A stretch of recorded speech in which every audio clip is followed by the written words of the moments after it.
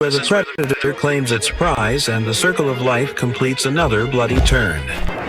But as the leopard closes the distance, something impossible happens. It doesn't open its jaws to strike. Instead, it slows its pace, its powerful muscles softening as it nears the trembling prey. The leopard reaches out not with claws, but with a gentle nudge of its head against the deer's neck.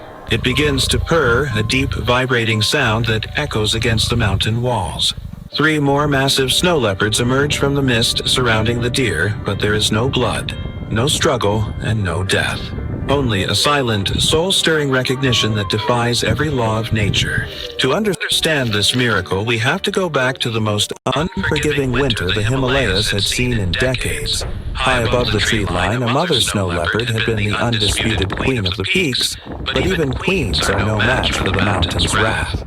A sudden, thunderous avalanche swept through the valley, burying her deep beneath tons of ice and stone while she was out hunting.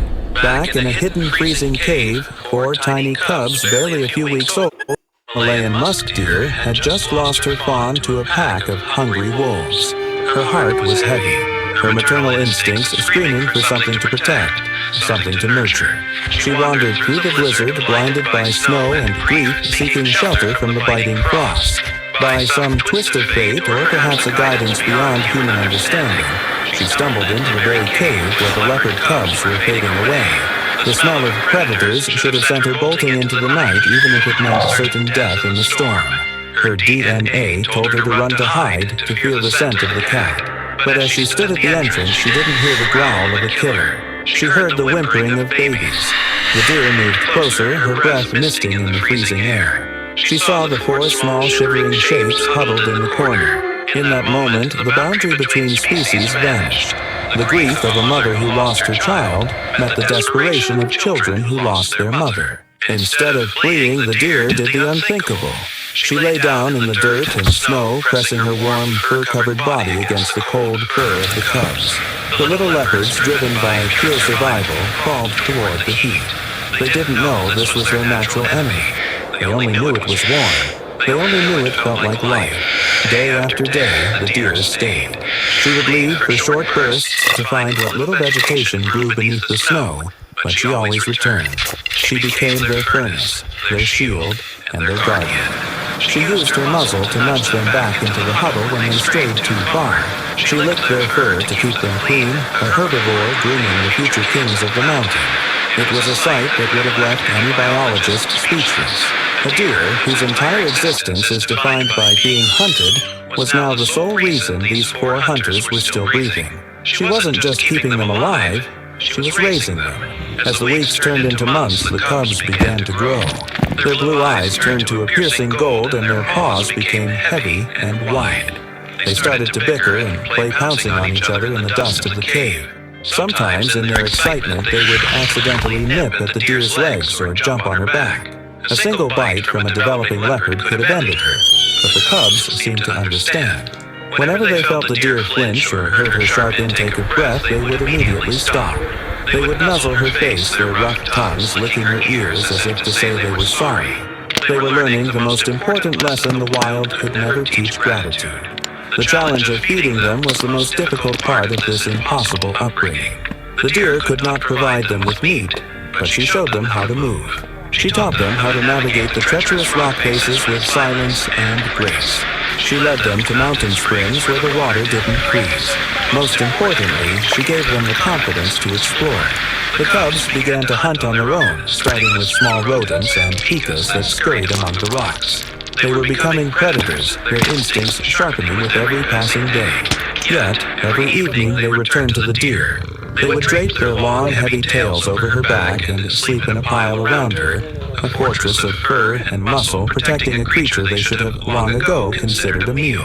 Years passed, and the 4 cubs transformed into magnificent, powerful adults.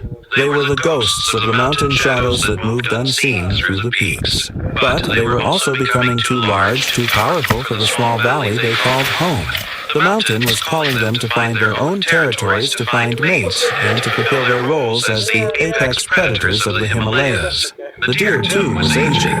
Her muzzle was turning gray, and her once nimble legs were stiffening with the onset of winter. She knew in the way animals understand the changing of the seasons that her work was done. One misty morning, the largest of the 4 leopards, a male with a scar across his nose, stood at the entrance of the cave. He looked back at the deer for a long time. There was no growl, no threat, just a deep, lingering gaze.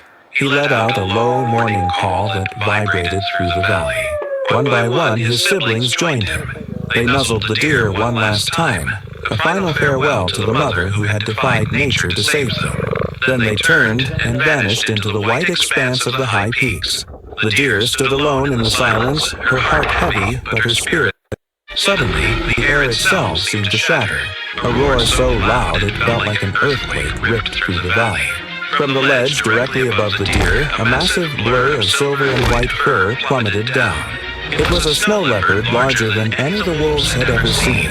It landed with a bone-crushing force, standing directly over the trembling deer. The wolf pack scrambled back in terror, but they weren't just facing one cat. 3 more snow leopards appeared from the surrounding rocks, their snarls sounding like rolling thunder. The wolves didn't stand a chance. They realized instantly that they weren't just fighting for food. They were trespassing on the territory of giants. They turned and fled into the forest, their yips of fear fading into the distance. The deer remained pressed against the rock, her heart pounding so hard it felt like it might burst. She looked up at the massive predator standing over her. It was the male with the scar on his nose. He was twice the size he had been when he left a true king of the mountains. The leopard turned around. He began to lick the gray fur on the deer's forehead, his rough tongue moving with incredible tenderness. The other 3 leopards approached, forming a protective circle around her. They hadn't forgotten. Through the years, through the miles of territory, and through their own lives as killers, the memory of the warmth in that cave had remained. They didn't see a prey animal. They saw their mother. They stayed with her for 3 days, guarding her as she rested and regained her strength. They brought her to a hidden meadow where the grass was still green despite the frost. It was a reunion that defied every scientific paper ever written about animal behavior. It was a testament to a bond that is deeper than blood and stronger than hunger. Eventually, the leopards had to return to their high peaks, but they left a message that echoed through the valley. This deer was under their protection. No wolf, no snow leopard, and no predator would ever touch her again. The old deer lived out her final days in peace,